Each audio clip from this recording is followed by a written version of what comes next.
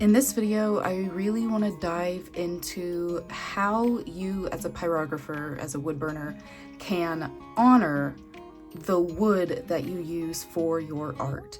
This is kind of like a deep dive into my personal thought process on how I pick the wood canvas for the piece of art that I'm going to be doing. It's not always a crystal clear answer. Sometimes it takes me a couple of days to decide how I do this, just depending on the piece of art that I'm thinking about and all of that. So I really want to dive into it just to give you a peek inside my brain, and hopefully this will help you kind of start thinking about some of these things to consider with your wood canvases as well.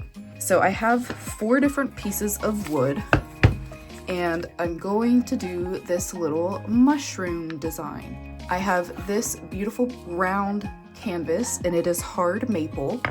It's a nice creamy color, sanded smooth, absolutely gorgeous. I have 2 pieces of river birch. This one is kind of oblong. It has a couple of like blemishes in the middle, but it has the bark. Then this is a piece of river birch, but I took all the bark off because it was super flaky. And then last but not least, I have this really highly figured, very chatoyant piece of walnut. So these are the 4 options, and I'm just gonna kind of lay them out.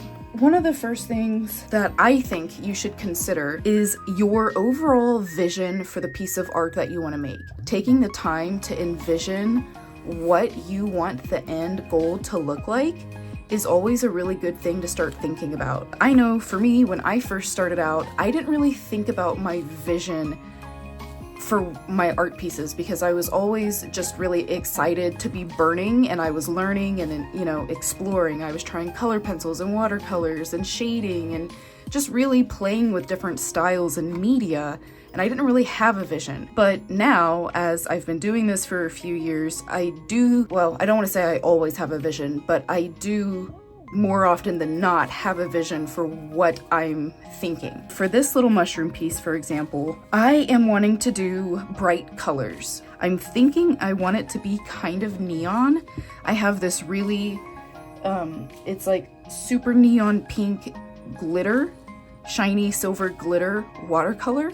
And I have a similar one, but orange, neon orange. And I was thinking that it would be really cool to do something with the neon glitter, and this kind of goes into, you know, my vision. I don't exactly know where I'm going to use those colors yet. I don't know if I'm going to do like pink and orange and pink, or dark pink, light pink, dark orange, light orange. You know, I don't exactly have that amount of detail in my head yet, but the overall vision is I'm really thinking neons, and I will make those executive decisions once it's burned and I pull out the paints and I start painting. A lot of the times I don't make the decision on where I want certain colors until it comes time to make the decision, because I'm really, really bad at decision making. That's my overall vision. So it's like, okay, well, looking at these 4 pieces of wood that I have readily available, which one best fits that vision?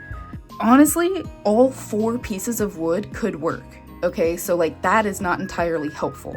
All right, so this is kind of where I go into the next bullet point, is your artistic style. If you are really big into using your color pencils in your art, just for example, I would say that would probably do better on the lighter pieces of wood rather than this darker walnut, because a lot of color pencils just don't show up very pigmented or very vibrant on dark wood. But if you were using like a glitter watercolor or a white or something, that could look really, really good on the walnut. The walnut could really make that pop, especially once you put a finish on the dark walnut, because the walnut will get darker, and that could really make your white highlights or your silver or your gold paint or what, you know, something shiny or glittery, that could really make that pop. That's a really cool thing to consider. But is that your style? Is that what you're going for? Is that the color media that you're wanting to use? No. You know, if you were just using some standard color pencils, then I would say these are really going to pop a lot more on your lighter pieces of wood. So that would automatically eliminate the dark walnut. But thinking about you know, my dark neons, or not my dark neons, my bright neons that I'm thinking of using, I think the dark walnut could look really good, especially with that specific paint that I'm wanting to use. The next thing is, it's hard to explain this one, but it's just the vibe. Like, what is the vibe you're going for? If you are envisioning something with this that is very subtle, maybe something that looks more cottagecore-y, like I'm thinking bright neons, but you might be thinking like softer, natural neutrals, maybe like an ochre yellow or a darker brown or something, you know, that has a totally different vibe than my bright neons that I'm talking about. And then the piece of wood itself also has vibes. So I would say this piece of wood, this river birch, is the most rustic piece of wood out of all four of them. I would say this one is the next rustic, and I'm just not sure that my bright neon vision, right? My bright neon vision for this mushroom piece would go with it. Does it go with it? Does it vibe with it? I don't know. Like, yeah, the bark is pretty and it definitely could work, but I just am not sure that that is the right vibe for the color palette that I'm envisioning. The other side of that is this walnut piece is really nicely sanded. It is highly chatoyant. It's really figured down here. And it has this really beautiful chamfered edge that's super crisp. So in my opinion, this piece of wood, especially, my husband is a woodworker, and so he can make frames for my pieces. So especially if I were to get this piece framed with whatever I put on it, I think it would look really, really classy, really high-end. I think it could look really absolutely stunning and beautiful, and I'm just not sure that my simple little mushroom design here would honor this piece of wood in that way, in the way that I'm envisioning. Like, yes, I think that the neons would really pop. I think it would look great, but I just don't know that it would match the vibe of this piece of wood, and then vice versa. That's something to consider. And like I said at the beginning, it's kind of hard to explain these, and I hope I'm doing a good job. Let me know in the comments if you have any questions so far. It's not always easy describing what I'm thinking or what I'm feeling, and a lot of this is just I'm feeling like this piece of wood will work or won't work, and now I'm trying to like verbalize it and explain it to you. Does that make sense? I have my little squiggly line here because I feel like these are qualitative qualities and these are quantitative. Like, you can actually measure these. There are actual numbers that go with these. So let's talk about them. Yes, this mushroom design will fit on any of these pieces of wood, right?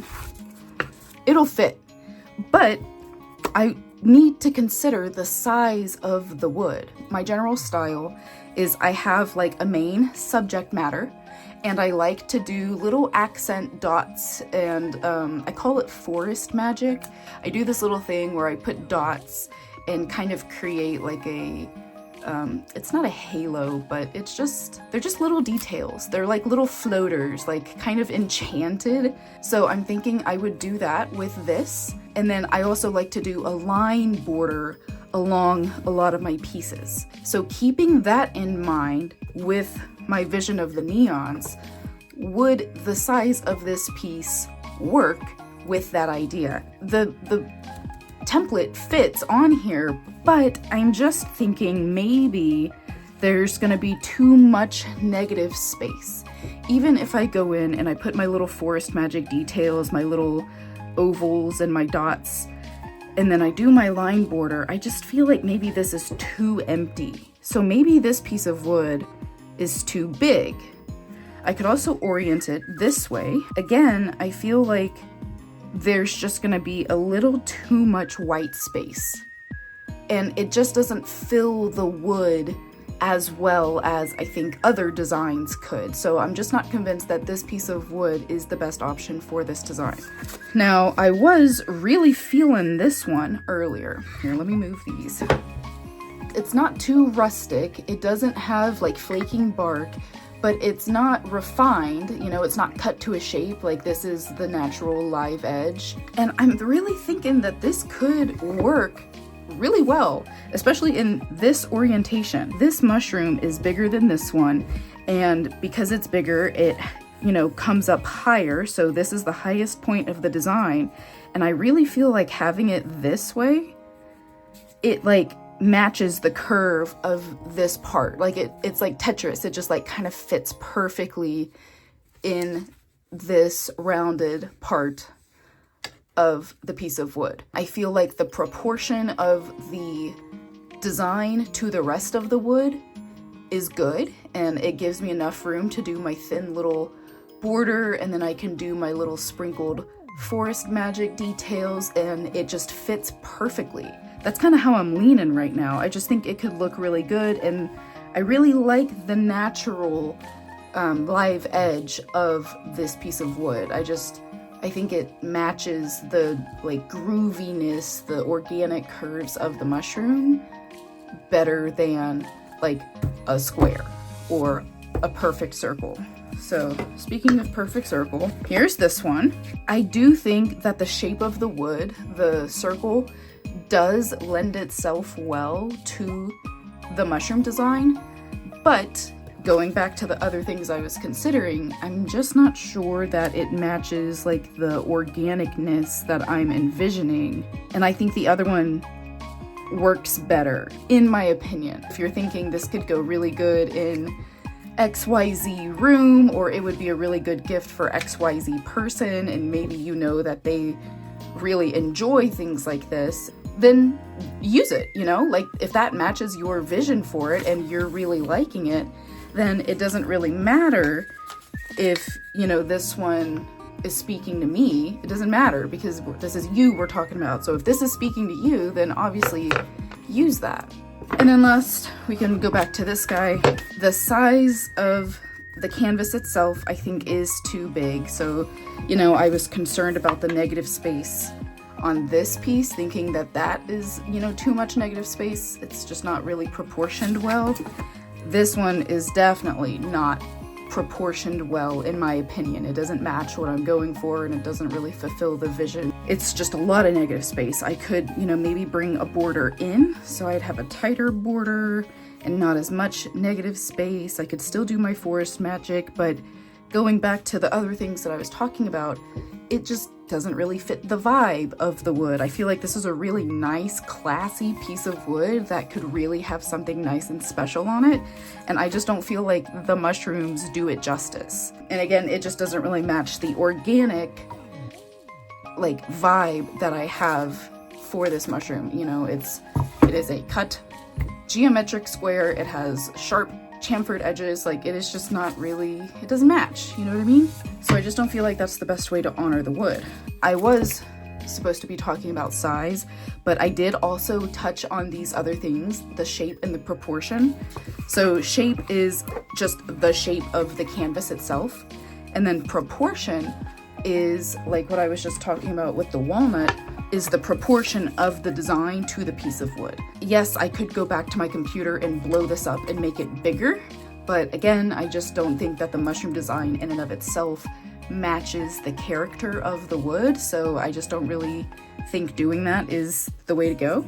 Going back to this piece, I think the proportion is exactly what I want. Just thinking about my style and the border that I like to do and the little forest magic details, the little floaters that I like to do, like, I think that that proportion is gonna look really, really well with the design and with the piece of wood. Lastly is the price of the piece of wood. If you have a $40 canvas that you bought and it's super fancy and it's high end and it's nicely sanded and prepped and everything and ready to go, then maybe doing something that is more generic and plain isn't special enough? I don't know, that's just such a hard thing to describe, but like, is that really what you want to put on that canvas? Is just really kind of what it comes down to. And if you're going to sell your piece of art, can you make it back? So if you are putting this simple kind of generic mushroom design on a really fancy piece of wood, what are you going to have to charge for your final product, for your finished piece of art, in order to even cover the cost of the canvas, plus your time, plus any profit that you want to tack onto it? Again, like this piece of wood, yes, it is so pretty, and I really think that the glittery, silvery neons that I have would just pop so well. I just don't think that I could price this piece at a price that I'm happy with for the price of the piece of wood. This is a $35 piece of wood. So I'm just, I don't know, I'm not confident with that. But for these, you know, you can get live edge pieces like this for $10 or so, and that feels a lot better.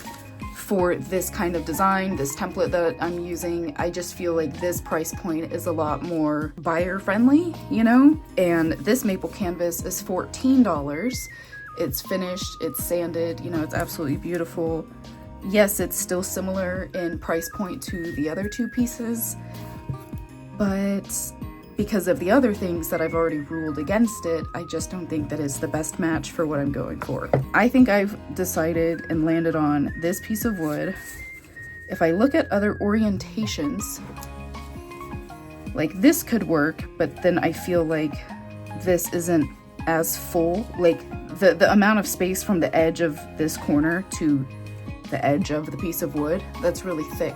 Whereas like the edge of the mushrooms to the edge of the wood in other places, like it's really thin here. This is really thick, so this is going to be a lot of negative space. Like, I don't think I like that. If I flip it this way, I think it looks too crowded up top. It could work, but I feel like, again, this is going to be just a little bit of negative space from the edge of the mushroom to the edge of the piece here. And down here, there's a lot of extra negative space. I feel like it's just not balanced nicely. It could go like that too, but I think it really fills out better this way. I really like that this seems to match the curve of the wood. It just kind of feels like it was made for it, even though it wasn't. I've had this piece of wood in my stash for like 4.5 years. And I really like that. What if I flip it over? I definitely feel like that is not balanced. That just kind of looks wonky. I guess I could turn it this way, right? You know, that works. Because I feel like, you know, this mushroom is higher, and then it has this little dip here and curves around to this. I feel like this little dip right here in this piece of the wood kind of accents that. It matches the curvature of the design. And I don't know, I mean, I feel like that's okay, but I don't like it as much as I liked the other orientation. Nope. Yeah, I really like this. This is my favorite so far. And like I've already described, and all the other things, I feel like this matches what I'm really wanting it to look like. So thank you for joining me in that decision-making process. I hope that was helpful. Again, let me know in the comments if you have any questions about anything, or you want another video explaining something that I said, or you just want to pick my brain about anything else. Let me know. Drop a comment. Pop into my DMs on Instagram at It's David and Renee. I'm always on Instagram, so I am more than willing to chat with you about any questions that you may have. All right, guys. Bye.